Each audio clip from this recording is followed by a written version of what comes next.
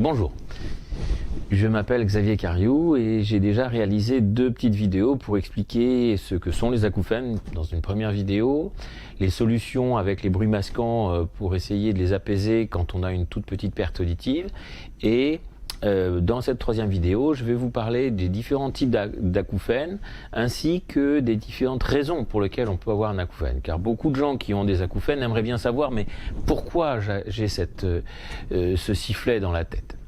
Alors, en aucune façon il ne s'agit de la folie, vous n'avez aucune sorte d'inquiétude à avoir.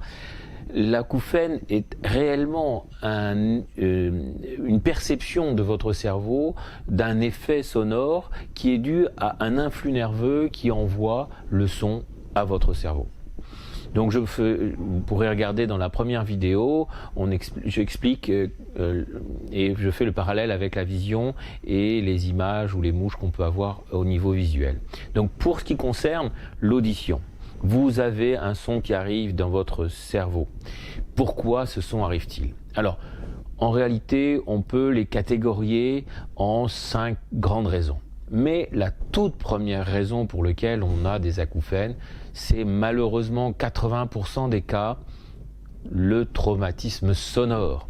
C'est-à-dire que le bruit, soit parce qu'il était faible mais entendu très longtemps, soit parce qu'il a été fort momentanément, ou un intermédiaire entre les deux, peut engendrer des acouphènes.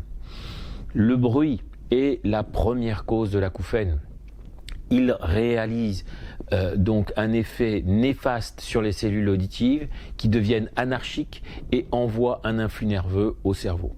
Les cellules auditives sont perdues au niveau auditif. Quand on entend des bruits tout le temps et qu'on ne met pas de casque, qu'on ne se protège pas, malheureusement, arrive donc un phénomène de perte auditive. Cette perte auditive est très repérable.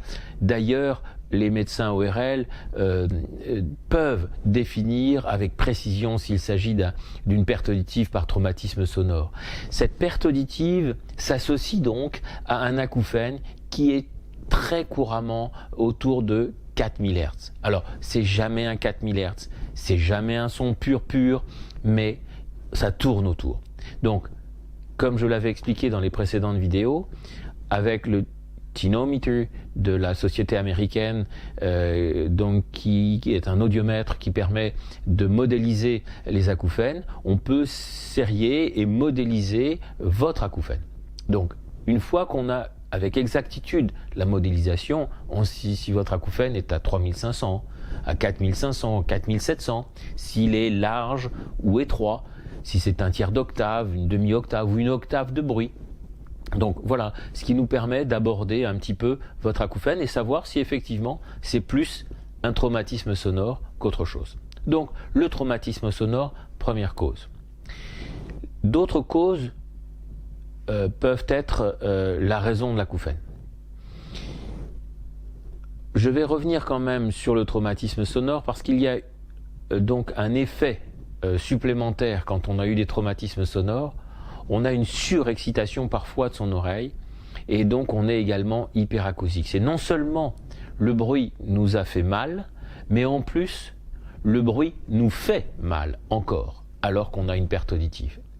Donc les hyperacousiques, c'est une particularité souvent, pas toujours, mais souvent, de gens qui ont eu des oreilles fragiles et qui ont été traumatisés par le bruit. Alors ça, donc, c'est la première cause. Deuxième cause très connue, les traumatismes crâniens. Traumatisme crânien qui engendre un acouphène. Alors ça n'est pas exactement le même type d'acouphène. Souvent, ce sont des acouphènes encore plus aigus que le traumatisme sonore. Et donc, c'est souvent des sons extrêmement purs.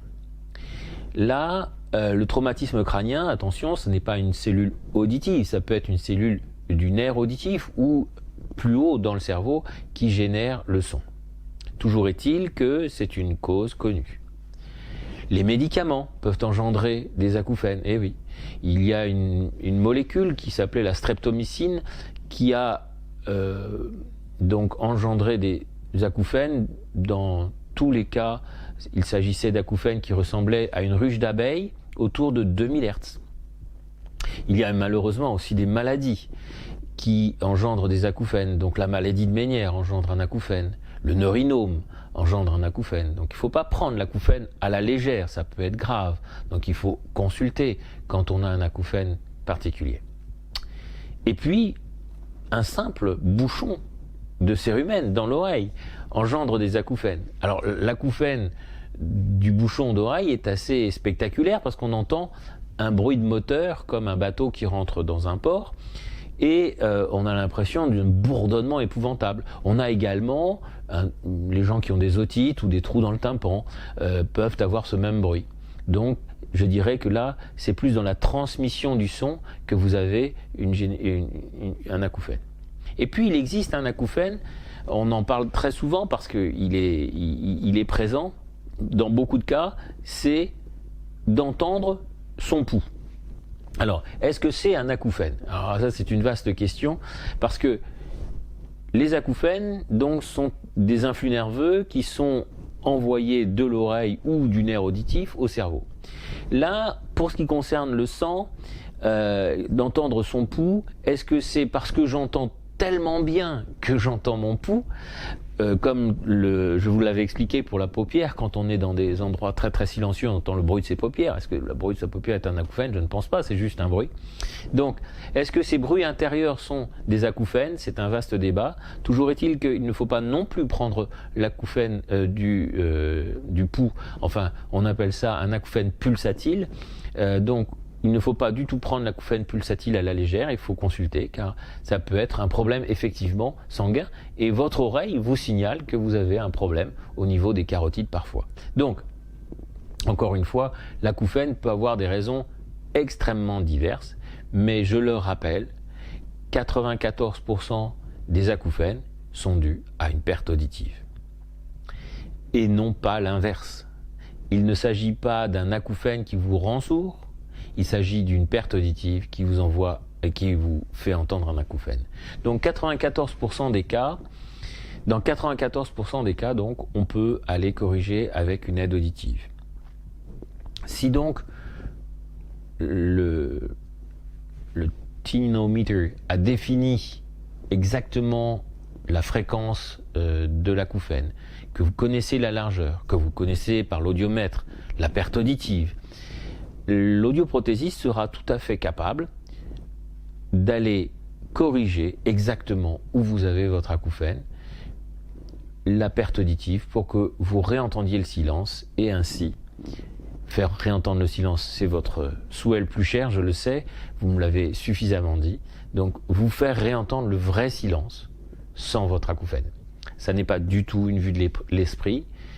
Cette technique pour abaisser les acouphènes fonctionne dans 80% des cas de manière systématique, sans même recherche d'acouphènes. Donc le seul fait de porter une aide auditive et de réentendre, ce qui vous permet de mieux entendre le calme et le silence, vous permet d'apaiser l'acouphène. Donc ça, c'est un chiffre réel. Donc dans 80% des cas, on est certain de pouvoir abaisser votre acouphène. Voilà, donc j'espère que vous l'avez compris. L'acouphène n'est pas une fatalité, vous devez agir, il y a plein de solutions. Je vous en ai donné 2, il y en existe d'autres.